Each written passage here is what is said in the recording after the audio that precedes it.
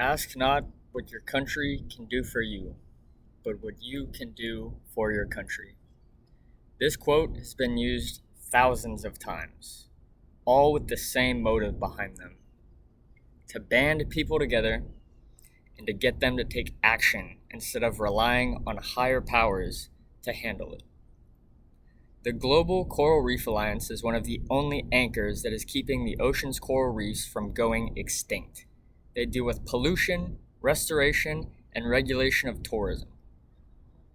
The Coral Reef Alliance, stated by charitynavigator.org, ranks at a 4 of 5 stars, meaning that when you donate to the charity, the majority of your donation is actually going to the active cause.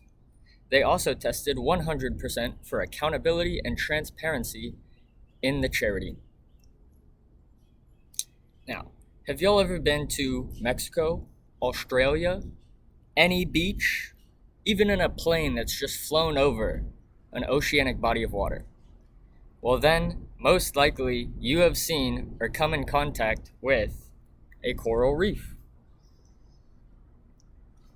Today, I will be talking about what purpose coral reefs serve, how they are so rapidly becoming extinct, and the movement behind saving the coral reefs.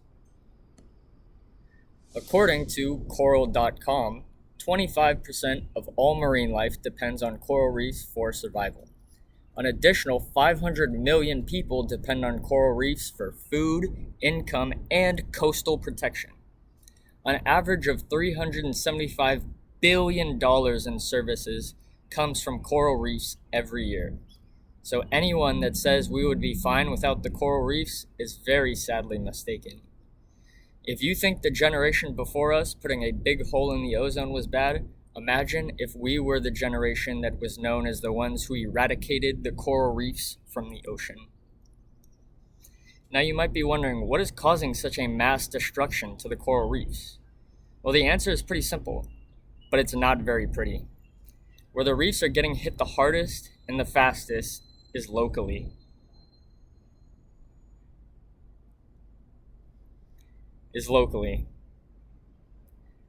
This is due to overfishing and, more importantly, destructive fishing, particularly in Southeast Asia.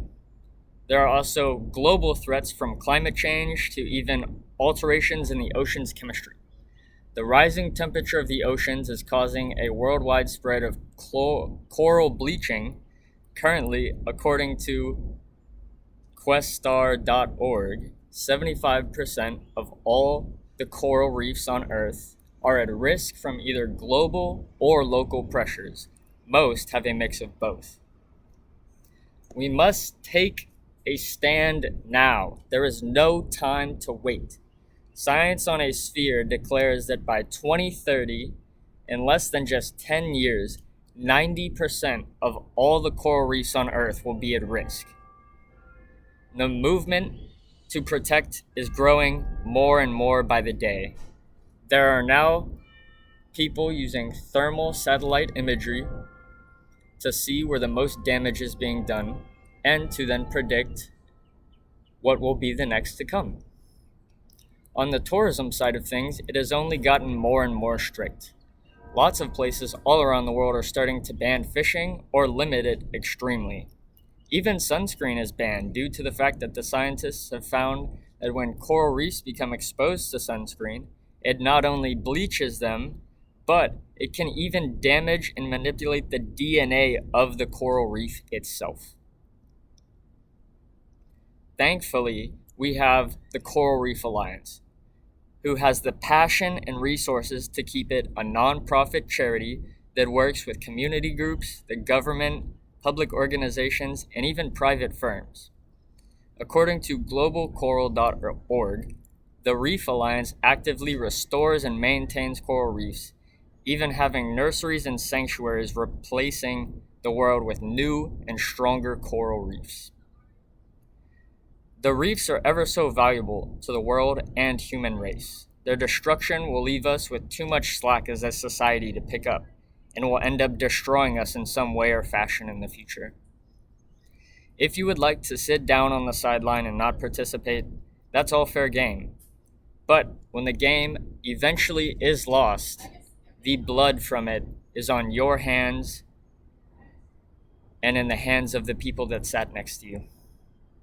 So ask not what the world can do for you, but what you can do for the world. This concludes my speech. I will now open the floor to any questions.